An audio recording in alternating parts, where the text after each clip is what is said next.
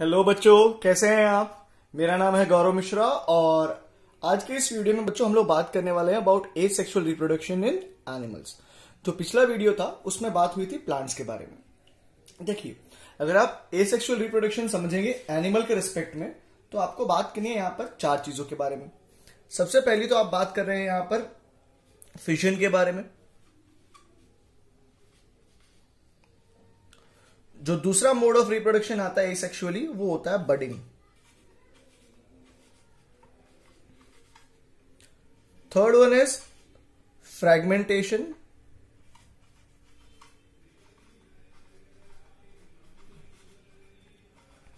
And the fourth one is referred to as cyst formation और spore formation. ठीक है, हम इस वीडियो में इन चारों के बारे में बात करेंगे। सबसे पहले बात करते हैं अपन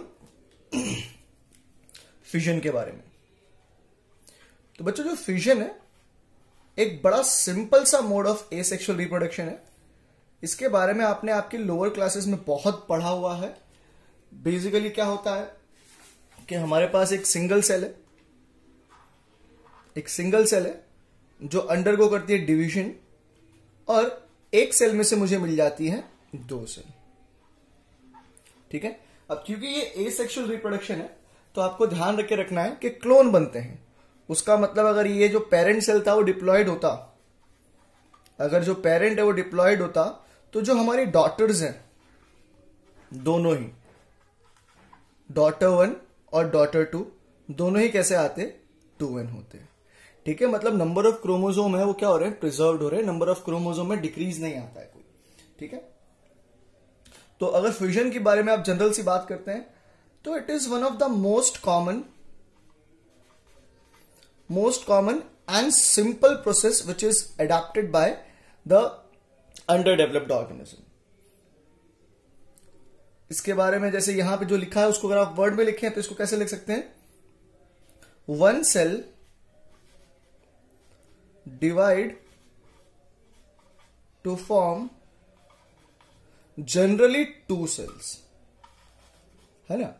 2 सेल, एक सेल डिवाइड करती है, उसमें से जनरली 2 सेल्स बनते हैं। ठीक है, जो फ्यूजन है वो 2 तरीके का हो सकता है। एक होता है बाइनरी फ्यूजन,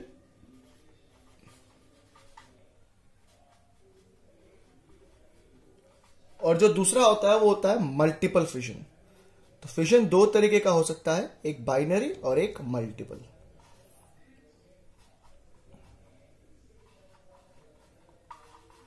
अगर आप मल्टीपल फ्यूजन की बात करेंगे तो यहां पर आपको जो ऑफस्प्रिंग्स होंगे उनकी संख्या काफी ज्यादा देखने मिलती है। तो many offsprings are produced in case of multiple fusion. वहीं पर अगर आप बाइनरी फ्यूजन की बात करते हैं तो यहां पर ओनली 2 ऑफस्प्रिंग्स आर प्रोड्यूस्ड। ठीक है, सो बाइनरी फ्यूजन की अगर आप बात करते हैं तो इसमें बेसिकली हो ये रहा है कि एक सिंगल सेल था। ठीक है, एक सिंगल सेल था, वो डिवाइड करता और डिवाइड करने के बाद में कितने सेल्स बना देता, 2 सेल्स बना देता। ठीक है, अब यहां पर आपको ध्यान में रख के रखना है कि बाइनरी फ्यूजन फिर से अलग अलग तरीके का होता है। जैसे कि मान लीजिए आपके पास ये युग्लिना हो गया। ठीक है, थोड़ा सा डायग्राम में प्रॉब्लम है। ऐसा मान लीजिए ये युग्लिना हो गया और ये इसका फ्लैजेला हो गया। तो व्हाट यू विल फाइंड, इसके अंदर जो डिवीजन होगा ना वो चलेगा कौन सा एक्सिस पर, वो चलेगा लॉन्जिट्यूडनल एक्सिस पर। ठीक है, तो ऐसा जो रहेगा है ना, जो लॉन्जिट्यूडनल एक्सिस पर रह करके डिवीजन होता है उसको कहा जाता है लॉन्जिट्यूडनल बाइनरी डिवीजन। और ये आपको देखने मिलेगा in case of your euglena. तो इस डिवीजन को हम लोग कहेंगे क्या, longitudinal binary division. It can be written as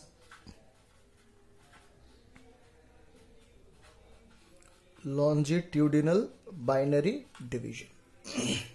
उसी तरीके से there is one more type of division जिसमें क्या होगा,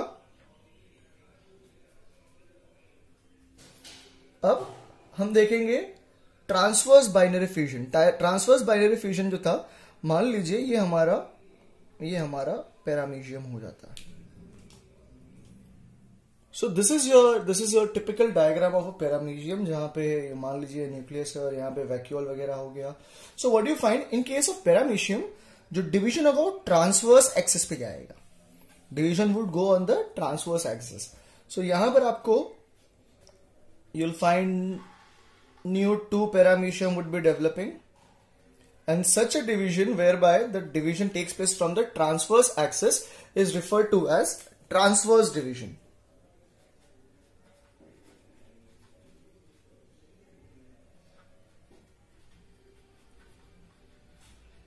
ट्रांसवर्स बाइनरी फ्यूजन और ट्रांसवर्स डिवीजन।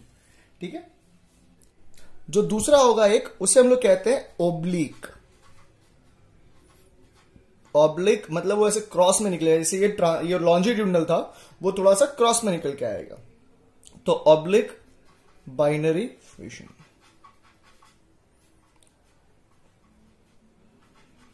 एग्जाम्पल ध्यान में रखिएगा, लॉन्जिट्यूडनल का एग्जाम्पल यूग्लिना है, ट्रांसवर्स का एग्जाम्पल पैरामीशियम है, और ऑब्लिक का एग्जाम्पल कौन आ जाएगा? ऑब्लिक का एग्जाम्पल आ जाएगा सेराटियम, और यू कैन कॉल इट केराटियम। आप सेराटियम बोलिए या केराटियम बोलिए, स्पेलिंग ये रखिएगा CERATIUM। आगे बढ़ते हैं और बात करते हैं मल्टीपल फ्यूजन की। देखिए, मल्टीपल का मतलब ही क्या हुआ, बहुत सारे ऑफस्प्रिंग्स निकल के आएंगे यहां पर। तो एक चीज आप नोटिस करिएगा, हमारे यहां पे आपको जो बताना चाह रहे हैं वो क्या, कि ये जो मल्टीपल फ्यूजन होता है ये परफॉर्म किया जाएगा अंडर अनफेवरेबल कंडीशन।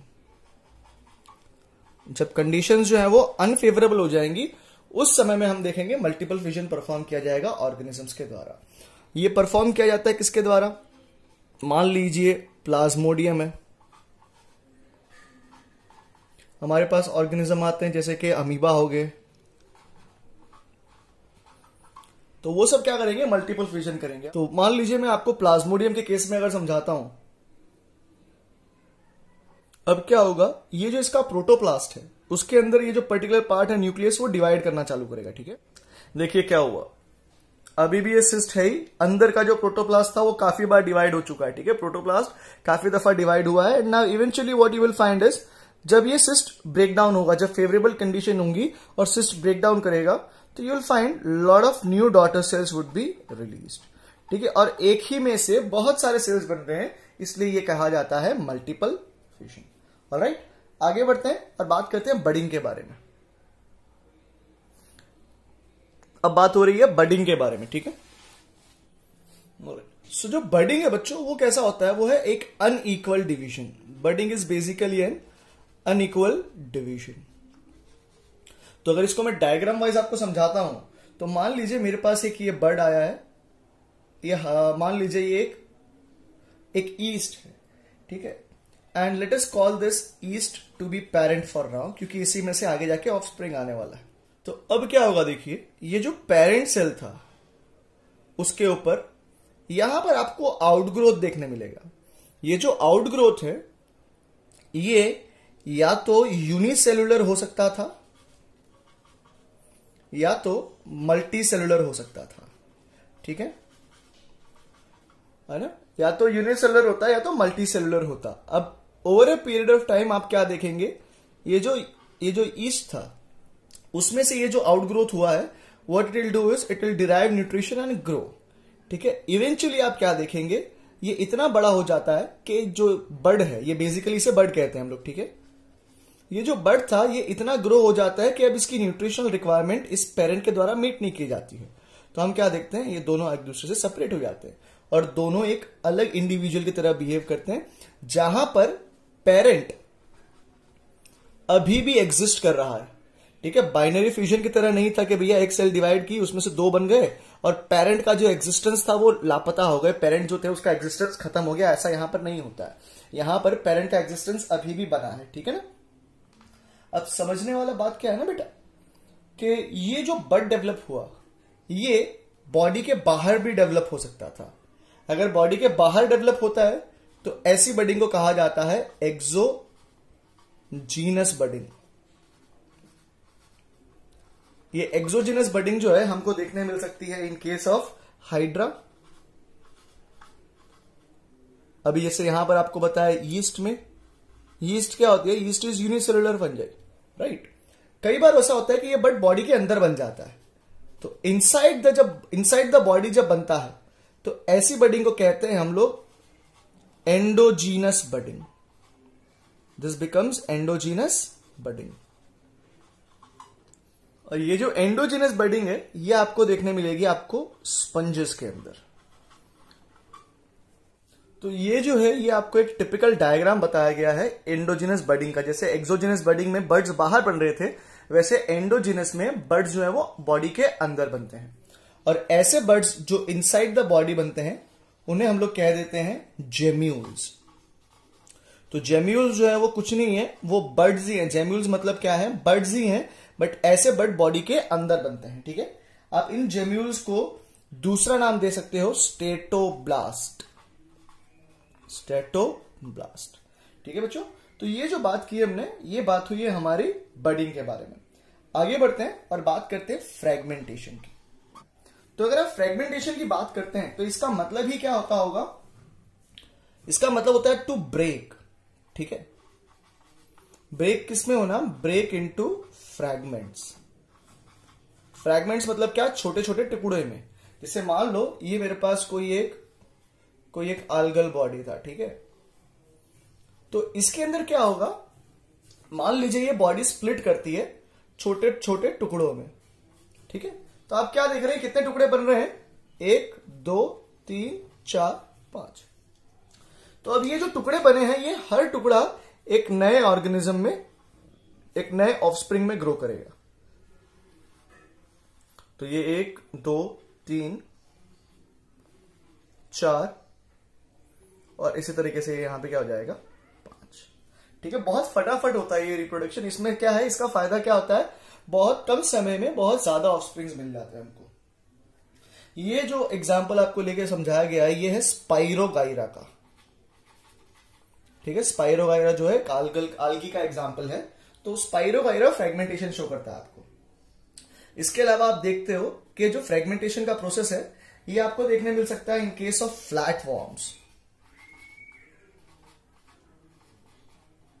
अलावा you can see this in sea anemones also.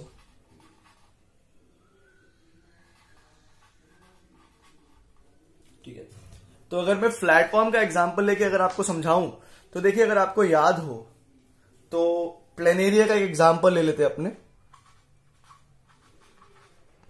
Spirogyra तो समझो ये तो एनिमल के अंदर आएगा नहीं, तो प्लांट के किंगडम में चला जाएगा, आल्गी है। तो प्लेनेरिया लेते हैं, प्लेनेरिया कुछ ऐसा हुआ हमारा प्लेनेरिया। अब अगर प्लेनेरिया को मान लो आपने 3 टुकड़ों में काट दिया, 1 2 और यहां पे 1 2 3 टुकड़े हो गए, तो what you would eventually realise over a period of time that this planaria has an exceptional ability. ये क्या करेगा, ये हर टुकड़ा जो कटा हुआ था उसमें से एक नया प्लेनेरिया डेवलप कर लेगा। अब एसेक्सुअल रिप्रोडक्शन है तो उसके बारे में हमने जब पहले वीडियो में आपको बताया था तो बोला था it is a very quick method. तो ये आप समझो, अगर एक प्लेनेरिया ब्रेकडाउन होता है और इसके 4 टुकड़े हुए और 3-4 दिन के अंदर भी अगर अपने आप को ये टुकड़ों को रीजनरेट कर लेता है या फिर वापस उसमें से नया ऑर्गेनिज्म बना लेता है, तो रेट ऑफ रिप्रोडक्शन जो है वो काफी ज्यादा हो जाता है। ऐसा कभी भी हमारे अंदर नहीं हो सकता है, ठीक है। जो मैमल्स होते हैं या फिर जो सेक्सुअल रिप्रोडक्शन करते हैं उनके अंदर ये केस कभी भी नहीं देखने मिलेगा आपको। चलिए, तो अब बात करते हैं हम लोग स्पोरुलेशन के बारे में। तो देखिए, बेसिकली स्पोर्स के बारे में आपको पहले भी बताया था। ये क्या होते हैं, ये रिप्रोडक्टिव यूनिट होते हैं जो डिस्पर्स हो सकते हैं हवा में या फिर किसी भी दूसरे मीडियम के द्वारा, और they can survive for a very longer period of time, ठीक है। मतलब एक्सट्रीम कंडीशंस को ये लोग आराम से टॉलरेट कर सकते हैं। अब देखो होता क्या है, जैसे मान लो मेरे पास अमीबा है, अमीबा है और ये अमीबा था, इसके सूडोपोडिया हो गए अमीबा के हमारे, ठीक। Over a period of time जब अनफेवरेबल कंडीशंस आती हैं, तो आपको पता है ये फॉल्स लाइक इन सूडोपोडिया के, अमीबा के, उसे हम लोग बोल रहे थे क्या, सूडोपोडिया। तो अमीबा क्या करता था, इन सूडोपोडिया को विड्रॉ कर लेता था और एक राउंड स्ट्रक्चर डेवलप करता था। इसके ऊपर ये एक लेयर डेवलप करता था जो प्रोटेक्टिव नेचर का होता था। इस प्रोटेक्टिव लेयर को हम लोग बोलते थे सिस्ट। इस प्रोटेक्टिव लेयर को बोलते थे सिस्ट, और ये प्रोसेस जिसके द्वारा अमीबा के ऊपर सिस्ट डेवलप होता है उसे कह देते हैं हम लोग एनसिस्टेशन। फाइन। नाउ क्या होगा, इसके अंदर जो न्यूक्लियस था वो न्यूक्लियस डिवाइड करना चालू करेगा। तो what you would realise is that अंदर काफी सारे छोटे छोटे न्यूक्लियाई बनना चालू होंगे। डिवीजन खाली न्यूक्लियस का हो रहा है, ठीक है, साइटोप्लाज्म अभी डिवाइड कर रहा नहीं। अब एक चीज समझिए आप लोग,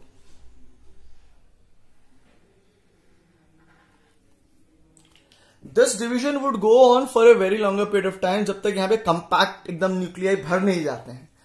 इवेंचुअली क्या होगा, जब फेवरेबल कंडीशंस आएंगी तो ये जो सिस्ट था ये ब्रेक डाउन हो जाएगा, और ये जितने भी न्यूक्लियाई निकली थी ये न्यूक्लियाई क्या करेगी, साथ में साइटोप्लाज्म लेगी और छोटे छोटे ऐसे बहुत सारे स्ट्रक्चर फॉर्म करके बाहर निकल जाएगी। इस स्ट्रक्चर को अभी हम लोग बोलते हैं सूडोपोडियोस्पोर। ये सूडोपोडियोस्पोर जो है ये आगे जाकर के डेवलपमेंट होगा और सब क्या प्रोड्यूस कराएंगे, ठीक है। Even bacteria can perform such action.